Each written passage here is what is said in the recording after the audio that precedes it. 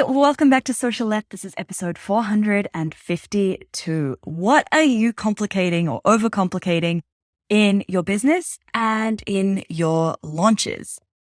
Let's talk overcomplicating for a second because we all do it. We all overcomplicate in our businesses and in our launches. And it's such a common issue that is holding us back from getting to that next level in our business or having that successful launch. I see it quite a lot with my Launch Magic students where they are taking a really simple problem and building it up to be this huge thing in their heads, and it stops them or it holds them back from having the launches that they dream of. Luckily, inside Launch Magic, I get to give them feedback and I get to call them out when they're overcomplicating. And I know that not everyone has something like that. So let's look a little bit at where are you overcomplicating in your business and in your launches. Now, I thought about this the other day. I did a little bit of an activity about where I might be overcomplicating in my business. I don't do it as much as I used to. I'm a lot more aware of when I'm overcomplicating, but I'm still prone to doing it in certain areas, especially when it comes to launches. So a big one for me in my launches is the tech setup. Now, I like to have lots of bells and whistles, and I like to add little fancy techie things into my launches that aren't really necessary, right? I could still have a super successful launch without them. And the difference is that I would be able to delegate that to somebody in my team rather than telling myself that I have to do it because I'm the only one who knows how to set up these fancy little bells and whistles that I don't even need. So something that can be a really big clue that you might be overcomplicating is if you start to feel a little bit overwhelmed. If you start to feel like, there's so many things I need to do and I don't know how to do them. And do I need to do this? Do I need to do that? Just take a deep breath because that's generally a clue that you are overcomplicating. And a really good exercise can be to grab a piece of paper and write down, where might I be overcomplicating this right now? Write down that on one side. And then on the other side, write down, how would this look or what would this look like if it were easy? So get really specific. Don't just say I'm overcomplicating my social media. Get specific on how you are overcomplicating your social media. Are you waiting for it to be perfect before you post it? Are you editing it a million times? Are you trying to create graphics that look really fancy but take hours to make? Think about how specifically you are overcomplicating it, and then think about how you could make it easy. How you could make it easy, right? It doesn't need to be difficult for it to be good. It doesn't need to be overcomplicated to be valuable, to be worthy.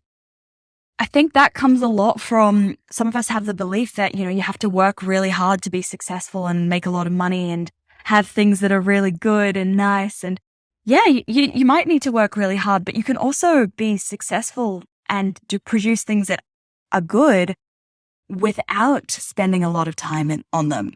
You can do it without making it really difficult. It can be easy. Another thing with overwhelm, when you notice that comes up, it might be that you are overcomplicating because you don't have any kind of priority. You have a lot of things to do. You maybe haven't created a list and you haven't got a priority of how you need to do them. So a good way to do that is to write out okay, so what is everything that needs to be done? And in what order, which do I need to do first? And just focus on that next thing rather than overcomplicating the task that's happening in 3 months' time. Just focus on that next one. You'll be able to solve the problems as you get to each task.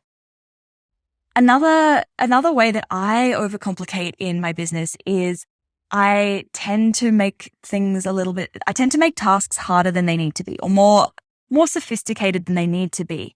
And I will take too long doing them because I think, they need to be perfect. And this then blocks my team members from doing their tasks, which doesn't give them enough time to do their tasks. So often I have to do their tasks, which adds a lot onto my plate, makes me overwhelmed, stops me from being visible, from doing content, from all of the things that are my responsibility within the business. For you, maybe it could be wanting everything to be perfect. Maybe it could be spending a long time trying to research all of the different online course platforms you could use, rather than just settling with one that is well known, trusted by everybody, and used by most of the big people in the industry, which is Kajabi, by the way. If you don't already use Kajabi and you are looking for a platform for your online course or your membership that is essentially an all-in-one for your business, Kajabi is hands down the best platform I've ever used for this. You can get a 30-day trial at stephtaylor.co/Kajabi. Highly recommend going and giving it a test drive. You will find that it is so much easier than what you might think, and that there's actually very little overcomplicating involved in using Kajabi. So I want you to write that list of things that you might currently be making more complicated than they need to be. And next to each of those things on that list, write down, what would this look like if it were easy?